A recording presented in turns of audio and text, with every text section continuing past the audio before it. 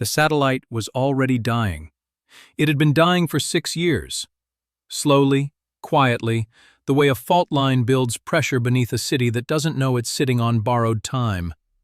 Engineers at 3 different agencies had run diagnostics. They filed reports. They held meetings in rooms with expensive chairs and better coffee, and they concluded, every single time, that the system was nominal. They were wrong. One man had told them exactly what would happen. He put it in writing. He attached graphs, resonance models, failure probability matrices calculated across 17 orbital cycles. He handed that report to the people who had the power to act on it. They fired him instead. His name was Jack Calloway. And on a Tuesday morning in late October, 6 years after they threw away his career like a piece of junk mail, a woman from NASA drove 4 hours into the Texas flatlands to knock on the door of his garage. She needed him. The question was whether he still had anything left to give. The town of Odessa, Texas, doesn't apologize for what it is. It sits on the Permian Basin like a man who's been through enough not to bother with small talk. The roads are wide and dusty. The sky is enormous. The air in October carries a bite that surprises people who think Texas is always warm, and the gas stations outnumber the restaurants, and everyone knows everyone, and everyone has an opinion about everyone else. Jack Calloway had lived here for 4 years. He'd come back the way people come back to places they swore they'd left behind, not triumphantly, not gracefully, but quietly, in the middle of the night, with 2 duffel bags and a box of engineering textbooks, and nothing else. He'd grown up 3 streets over from where he now rented a garage bay from a man named Dale, who was 72 years old and mostly interested in watching football and being left alone. Jack had converted the garage into a workspace. He'd installed a used workbench along the south wall, run a proper electrical line, mounted a shelf for his tools. The back corner had a folding cot, a hot plate, and a second-hand lamp he'd rewired himself. The whole place smelled like motor oil and burnt coffee and the particular metallic sharpness of tools that get used. He fixed cars. Not as a metaphor. Literally. He fixed cars, transmission work, engine rebuilds, the kind of deep mechanical surgery that most shops didn't want to bother with because it took time and patience and a level of precision that couldn't be rushed. He charged fair prices. He kept to himself. The people in town called him the quiet one. Some called him that NASA guy, though they said it the way people say things they half believe, the way a rumor becomes a fact, becomes a myth over years of retelling. A few of the older men at Dale's shop had heard the story that Jack Calloway had once been something, had worked on satellites, had gotten himself tangled up in something corporate and come out the wrong end of it. Nobody asked him about it directly. He appreciated that. He was 41 years old. He woke at 5:30 every morning. He ran 3 miles on the empty road that cut east out of town, past the pump jacks that nodded their heads in the pre-dawn dark like patient animals. He made coffee. He opened the garage door. He worked until the light was gone. On the morning of October 14th, he was elbow-deep in the transmission of a 2009 Silverado when he heard tires on the gravel outside. He didn't look up right away. He heard the car door open and close, heard footsteps, 2 sets, which was unusual. And then a pause, the kind of pause that meant someone was standing in the doorway looking at him. Jack Calloway? The voice was controlled, professional, not local. He pulled his hands out of the transmission housing, reached for a shop rag, and turned around. She was in her mid-50s. Gray blazer, dark slacks, shoes that were completely wrong for a gravel driveway. Behind her stood a younger man in a button-down shirt, holding a locked metal briefcase with a combination dial on the side. Her posture was the thing that registered first. She stood the way people stand when they've been in rooms where decisions get made. Not aggressive, just certain. "I'm Diane Harmon," she said. "Director of Engineering, NASA. I need 20 minutes of your time." Jack looked at her, looked at the briefcase, looked back at her. "I've got a Silverado that needs to be done by Thursday," he said. "This won't wait until Thursday." Something in his jaw tightened. "People say that a lot," he said. "Usually they're wrong." She didn't move, didn't flinch, just held his gaze with the patience of someone who had already decided she wasn't leaving without what she came for.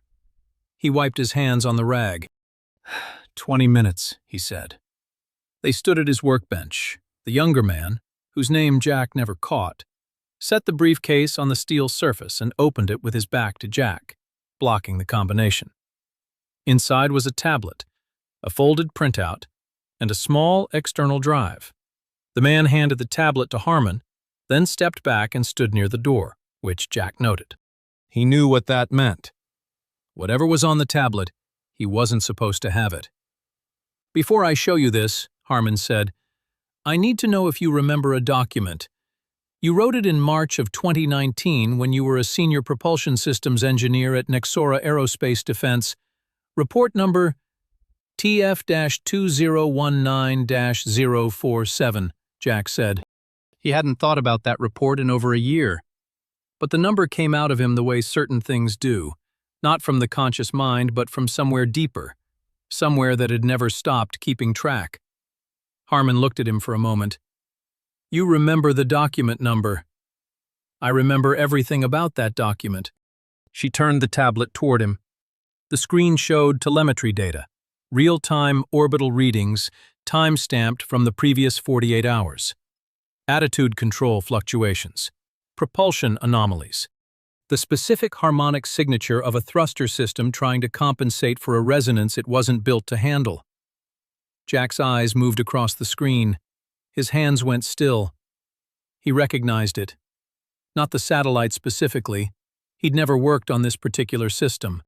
But the pattern, the signature, the exact failure mode he had predicted 6 years ago, written up in 17 pages that a panel of men had called overly theoretical and economically unfeasible to address. "What is this?" he asked. "Obsidian 7, Harmon said. "Military communications satellite, low Earth orbit. We have 34 days before it exits operational parameters. After that, we lose it." He set the tablet down on the workbench, picked it up again, set it down. "This is the Nexora thruster assembly," he said. "Series 9 Delta." "Yes. The resonance coupling in the articulation joints. The microfractures propagate during extended burn sequences above 42 seconds in the secondary array. We know." "You know," he said. His voice was flat. "We know now," Harmon said. "We found your report. Or we found references to it. The original was flagged as proprietary and restricted by Nexora during the legal proceedings when they fired me." "Yes. And someone there submitted a safety certification saying the system had been reviewed and cleared." Harmon's expression didn't change. "Yes." He was quiet for a moment. Outside, a truck rolled past on the road, its engine loud in the morning air. The sound faded. He looked at the telemetry data again. "Who signed the certification?" he asked. "Richard Greer," she said.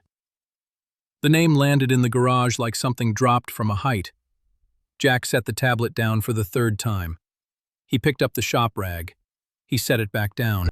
These were the gestures of a man doing what he could with his hands, so his face didn't have to do the work. "He knew," Jack said. It wasn't a question. Harmon said nothing.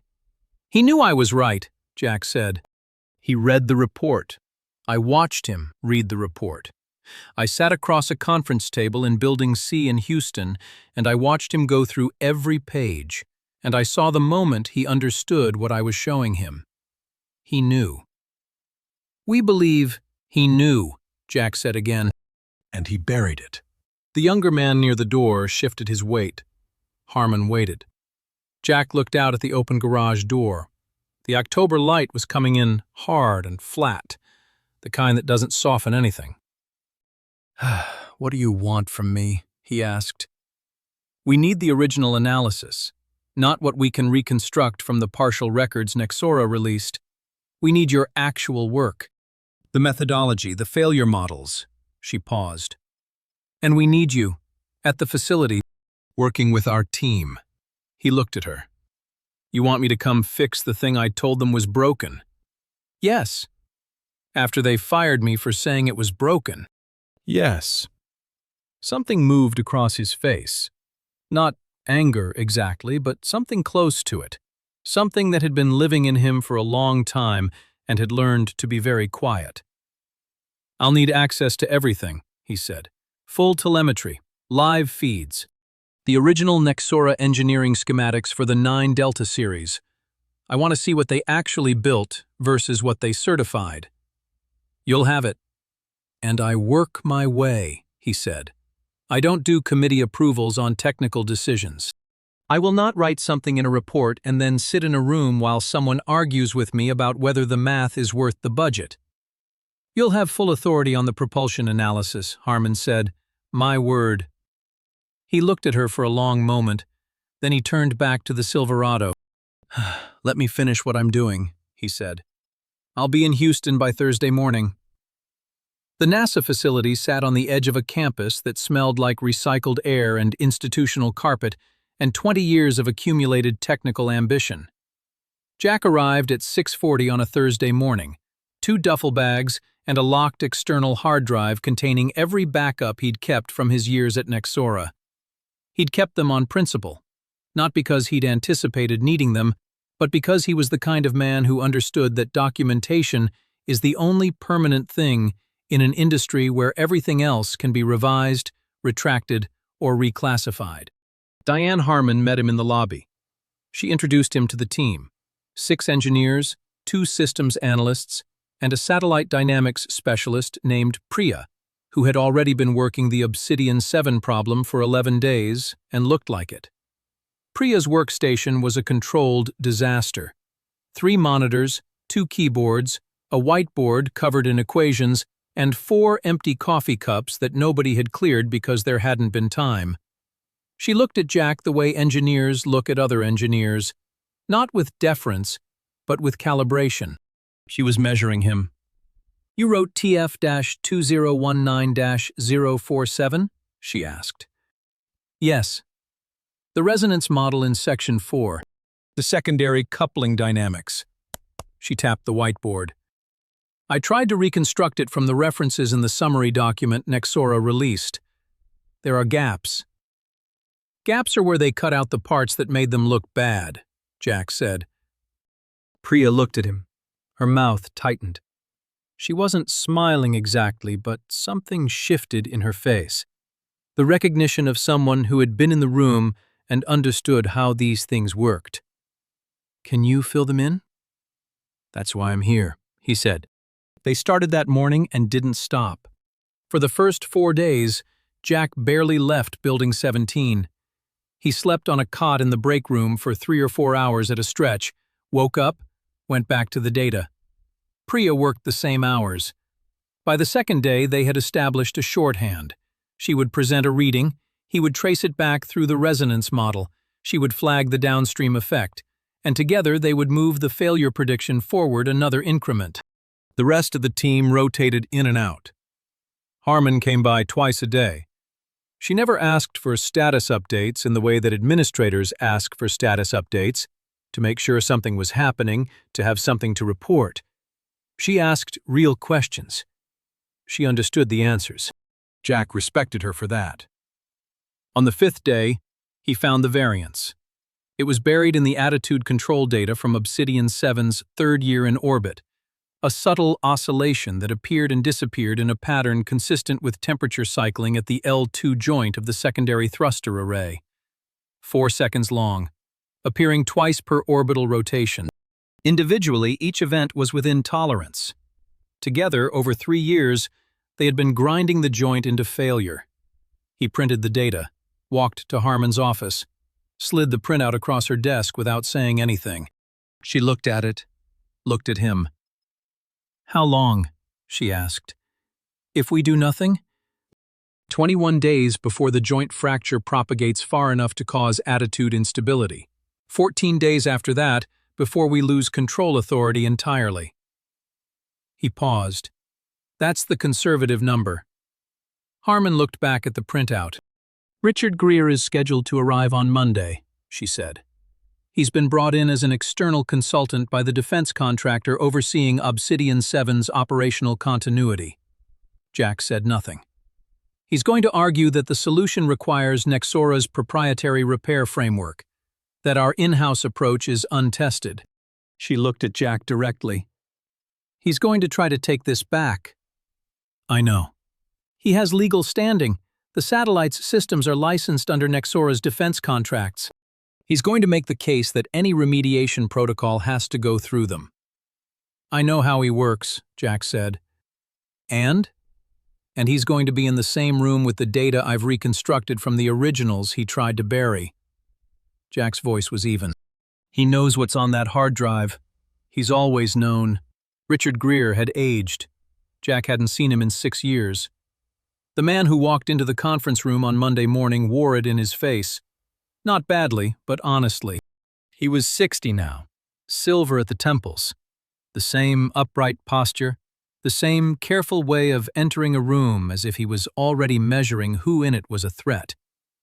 He saw Jack before he saw the room. His step didn't stop. His expression didn't crack. But something in his shoulders adjusted, a microscopic change, the kind only visible to someone who had been watching him for years across conference tables. Jack, he said. His voice was neutral. Richard, Jack said. Harmon introduced the room. Greer brought 2 lawyers, Jack noticed. The meeting started with data presentation. Priya walked through the failure analysis. She was methodical, precise, and entirely without theater. She put the numbers on the screen and let them speak. The 2 lawyers took notes. Greer watched the screen and said nothing for 11 minutes. Then he began. It was a careful argument. He framed it as procedural, the question of who had contractual authority over remediation protocols for a licensed defense system. He did not dispute the failure analysis. He did not have to. What he disputed was jurisdiction, and he was good at it, because he'd had years of practice redirecting technical problems into legal ones. Jack let him finish. Then he opened his laptop. In March of 2019, he said, I submitted report TF-2019-047 to the Nexora Engineering Review Panel. I'm going to show you 3 things. He pulled up the first document. This is the resonance failure model from that report.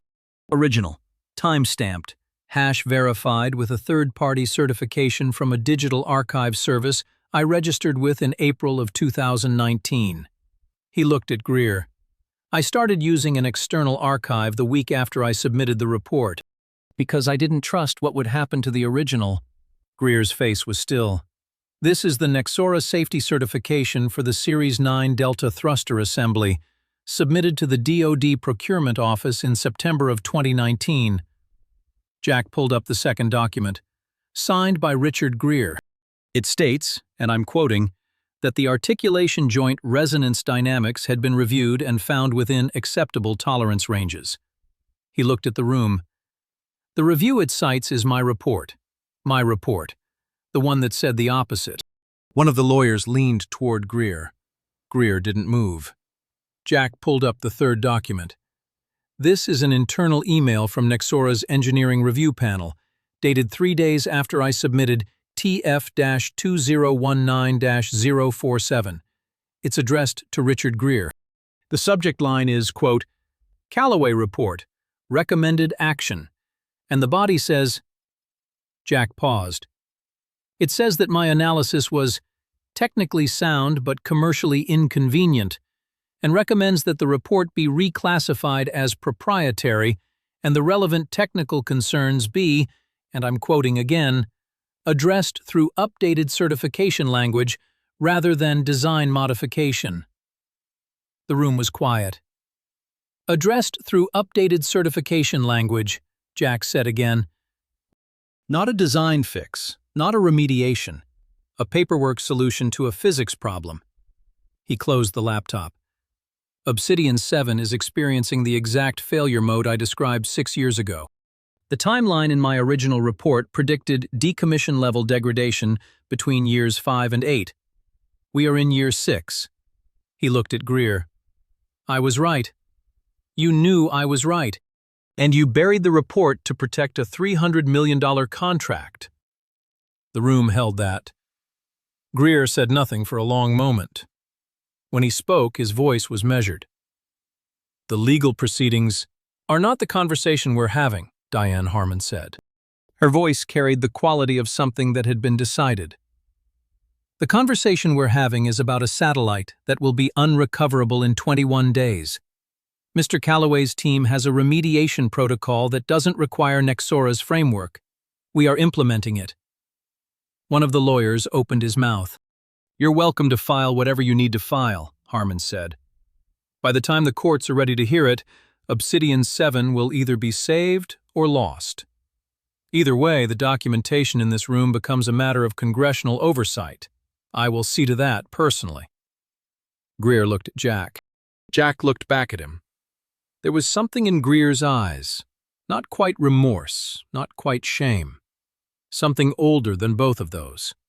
The look of a man who had made a choice a long time ago and had spent years constructing a world around it, and who could see now, with the particular clarity of an ending, how much it had cost. Jack didn't say anything else. He picked up his laptop and went back to work. The solution was not elegant. That was the first thing Jack told the team. We're not going to find an elegant solution, he said, standing at Priya's whiteboard on the 6th morning after Greer's lawyers had filed a procedural motion that Harmon's legal team dispatched in 48 hours. Elegant would mean we had time and a clean system. We don't have either. We have a satellite with a degrading joint, 17 days of workable window, and a propulsion system that was built to a flawed spec. He wrote 3 words on the whiteboard. Compensate, redistribute, arrest. We can't fix the joint remotely, he said. That option doesn't exist. What we can do is change how the satellite uses it. Reduce the secondary array burn sequences below the resonance threshold. Redistribute the attitude control load to the primary array and compensate with a new firing algorithm that accounts for the joint's current structural state. He turned from the board. We're not saving the satellite by making it what it was supposed to be. We're saving it by understanding what it actually is, right now, and building around that. Priya looked at the whiteboard. The primary array wasn't designed to carry that load continuously. No, Jack said. Which is why we're going to test the compensation algorithm against every possible failure mode before we upload it. And we're going to be wrong at least 3 times before we're right. They were wrong 4 times. The first algorithm failed in simulation at hour 14. The primary array compensation exceeded thermal tolerance during a South Atlantic anomaly pass. They scrapped it and started over. The second version was better, but introduced a new oscillation at the attitude control interface. The third collapsed under an edge case Priya found at 2 in the morning on day 9, working alone at her station with a cold cup of coffee and a precision that Jack had started to genuinely admire. He told her that. Not with those words. He wasn't built for those words, or not yet. But he told her. That catch would have killed the mission, he said, standing over her shoulder, looking at the simulation readout. Good work. She looked up. Her face showed something. Not pride exactly, but the satisfaction of a person who works very hard and does not always have it acknowledged. I've been chasing this satellite for 11 days, she said. I'm not letting it go without a fight. He nodded. Me either. The fourth version of the algorithm held through 42 simulation cycles. Then 80. Then 117, covering every orbital configuration and atmospheric condition the team could model. On day 16, Jack stood in front of Harmon's desk and said, "We're ready." She looked at the summary report. She read it carefully, the way she read everything, not scanning for reassurance but checking the work. "You're confident," she said. "I'm as confident as the data supports," he said. "The simulation accuracy is 94.7% across all modeled scenarios." "And the 5%? "Unknown variables. Conditions we didn't model because we couldn't predict them." He paused. "That's always true." She looked at him. "But the approach is sound." "The approach is sound." She signed the authorization.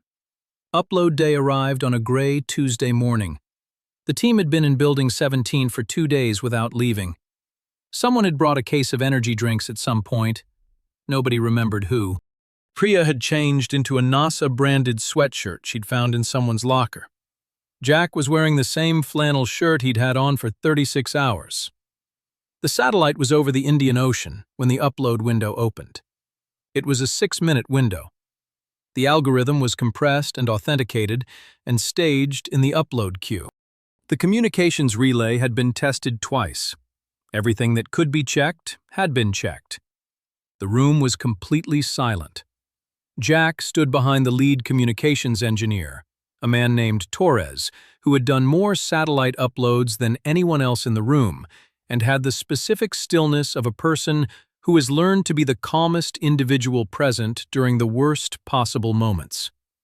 Torres began the upload sequence. The progress bar appeared on the main screen. 1%, 2%. "Telemetry holding," Priya said from her station. Her voice was quiet and even. 6%. 7. Something in Jack's chest was very tight. He had not felt this in a long time, this specific physical sensation, somewhere between his sternum and his throat, that arrived in the moments where all the work was finished and the only thing left was to find out whether it was enough. 14%. "Attitude control fluctuation," Torres said. "Nominal." "Resonance reading at joint L2?" Jack asked. "Holding steady," Priya said. "Within predicted parameters." 22%, 23. The room breathed. 41%. "Joint oscillation is decreasing," Priya said. Her voice had changed slightly, not loud but present in a way it hadn't been before. "The compensation cycle is engaging." Torres glanced back at Jack. A fraction of a second. Then back to his screen. 60%. 61. "Algorithm integration nominal," Torres said. 78%. Jack's hands were loose at his sides. He was absolutely still. 90%. "Attitude control is stabilizing," Priya said. "Primary array holding. Thermal readings in tolerance." 96%. Torres said, "Come on." 98, 99, 100. The upload completed at 11:14 a.m. Central Time. The telemetry readings shifted across every screen in the room simultaneously. Attitude stabilization, thruster compensation entering active mode, the joint oscillation flattening toward a straight line. Obsidian 7 was holding orbit. Nobody cheered. Not immediately. There was a moment, 4 or 5 seconds, where the room just existed with what had happened. Priya turned in her chair and looked at the main screen, and her eyes were bright in a way she probably didn't know about. Torres exhaled a breath that sounded like it had been held for 3 days. The analyst at the corner station put his head down on his folded arms, not in defeat, but in the release of something that had been carried too long.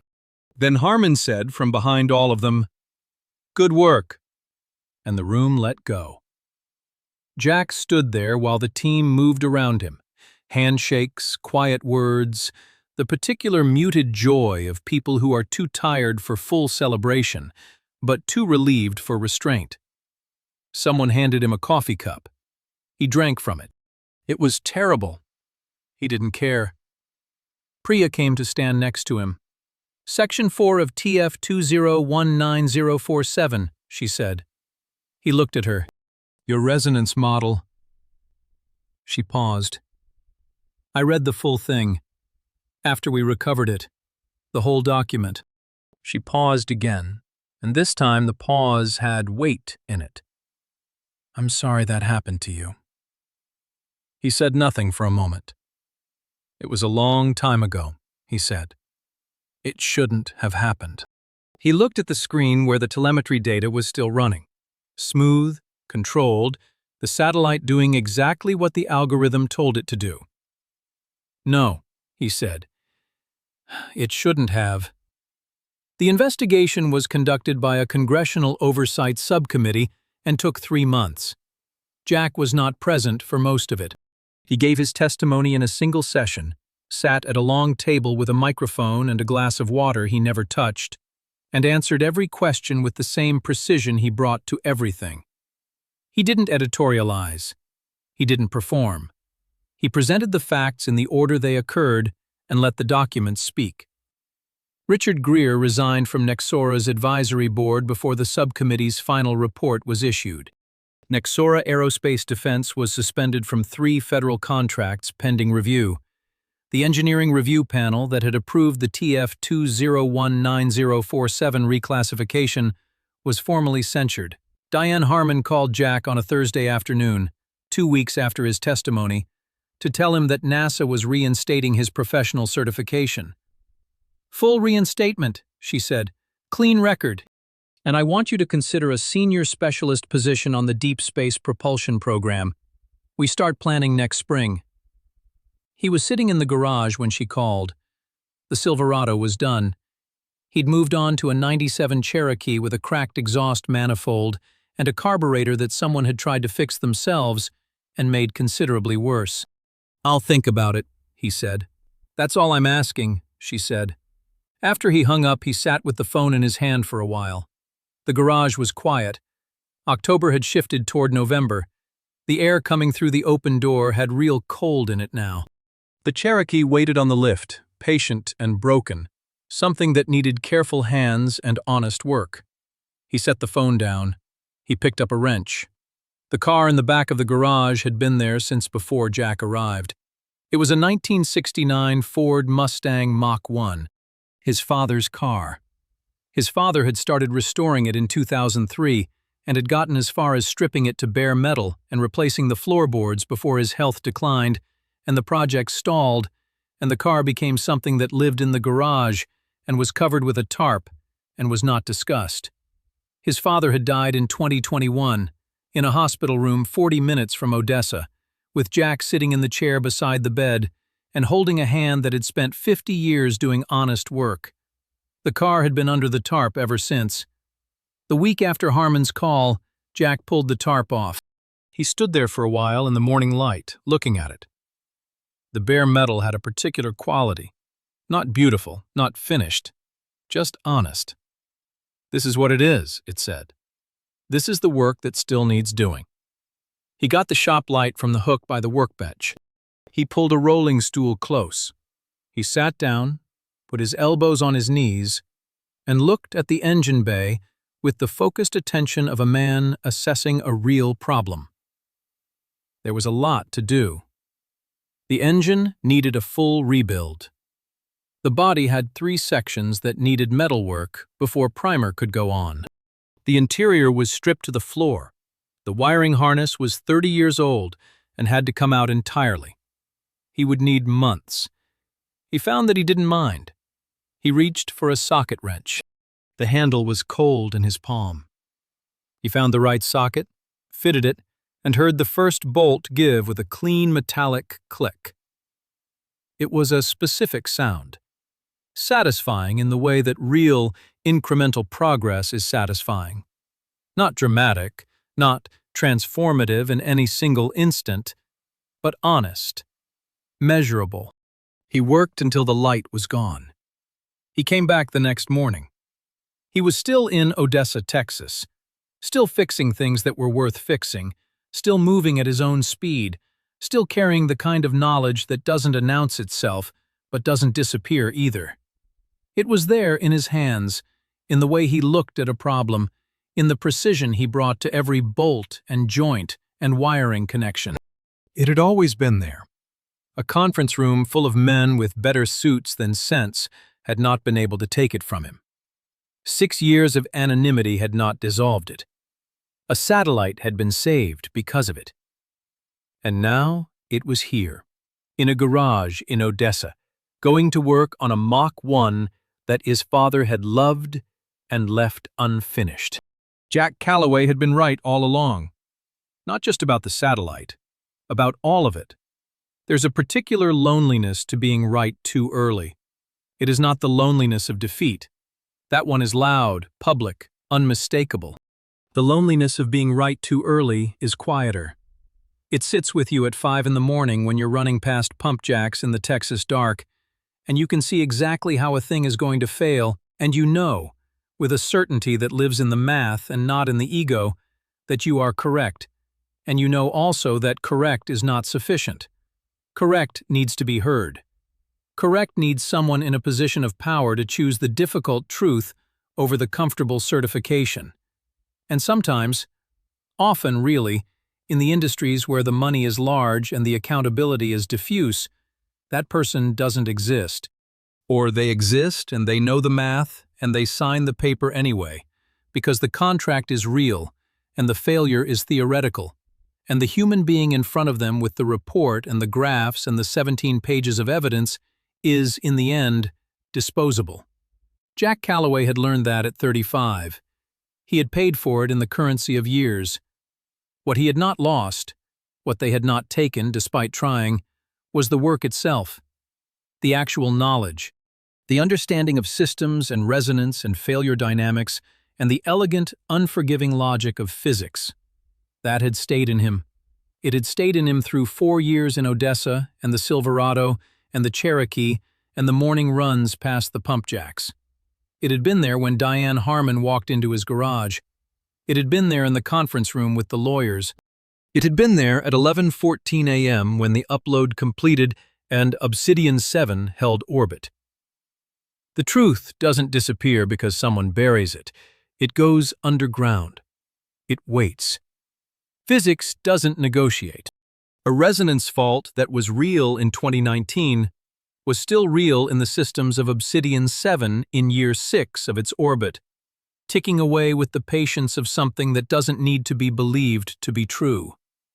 The world eventually has to reckon with what's real. Sometimes that reckoning comes too late. A satellite falls, a bridge collapses. A system fails in the exact way the person in the room with the graphs predicted. This time, it didn't come too late. This time, barely, they got there in time. Jack understood that he had been lucky in that specific way. He had been right, and the opportunity to prove it had arrived. That doesn't always happen. There are people who are right and never get their moment, and they carry it differently, harder, heavier, with a kind of grief that doesn't resolve. He thought about them sometimes. In the early mornings, on the road past the pump jacks, he thought, I owe them something. He wasn't sure yet what that something was. Maybe it was this: to keep doing the work honestly, to not become the kind of man who buries reports to protect a budget, to remain the kind of engineer who tells the truth about what the data shows, even when the room doesn't want to hear it. That was not a small thing. In the long run, it might be the only thing that mattered. Epilogue. November. The Mach 1 was coming together. It would take until spring, probably. The engine rebuild alone was 3 months of weekend work, and there was still the body and the wiring and the interior, all of it waiting with that particular patience of unfinished things. On a Saturday morning in late November, Jack was in the back of the garage working on the engine block when Dale appeared in the doorway.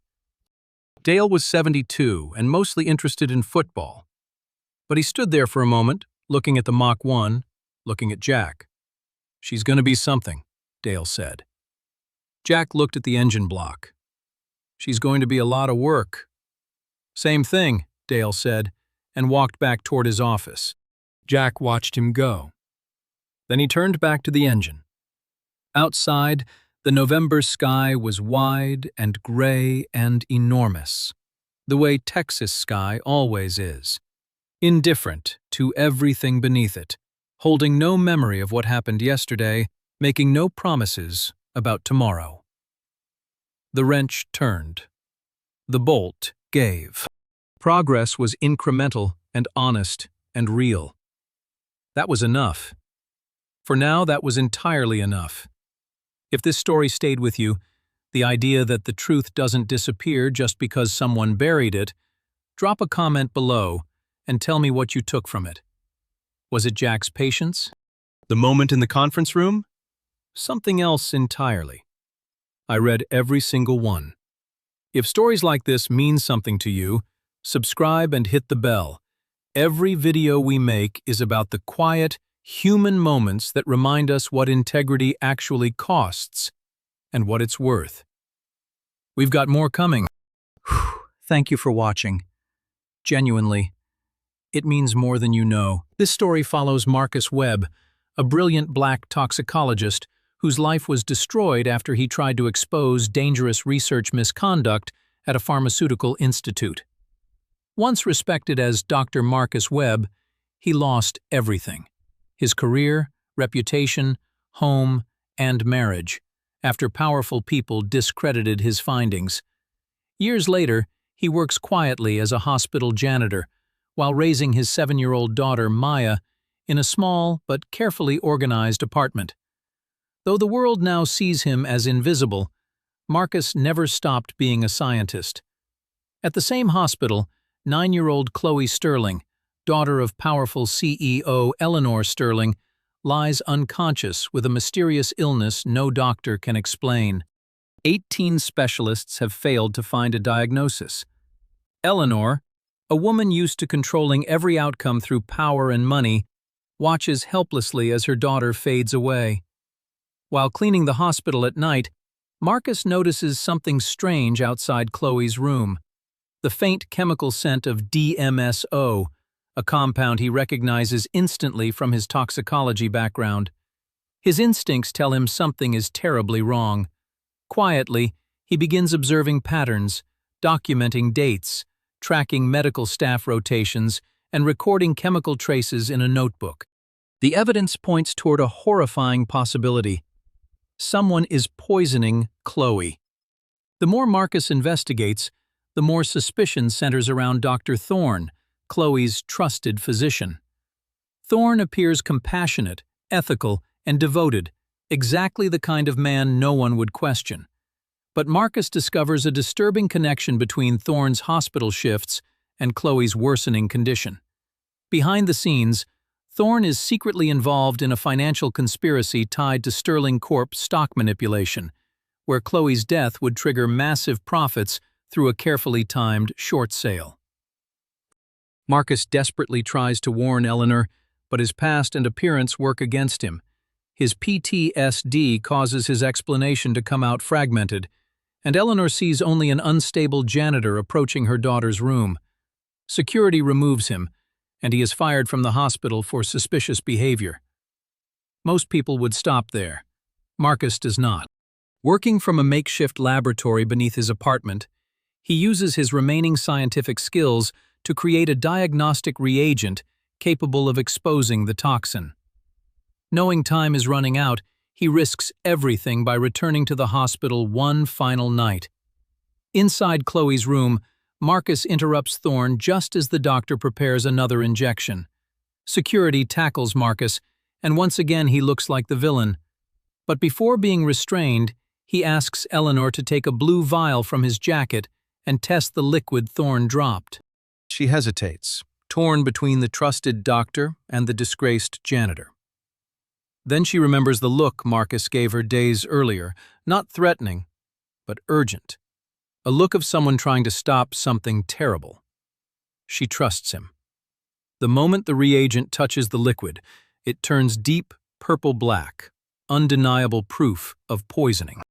The truth finally surfaces. Police discover financial records and evidence of a massive conspiracy involving Thorne and an investment group seeking profit from Eleanor's tragedy. Chloe survives. The toxin is identified, treatment begins, and her recovery slowly starts. But the greatest healing happens outside the ICU. Eleanor realizes how easily she judged Marcus based on fear, status, and appearances. Instead of offering money or empty apologies, she visits his apartment and begins again, not with power, but with honesty. The story closes with hope. Marcus is restored to the scientific world as director of toxicology at Sterling Corp's new research lab. Yet he keeps his old custodial badge beside his new ID card, a reminder of who he was, what he survived, and the price of being ignored. Nearby sits a photograph of Chloe and Maya laughing together, proof that compassion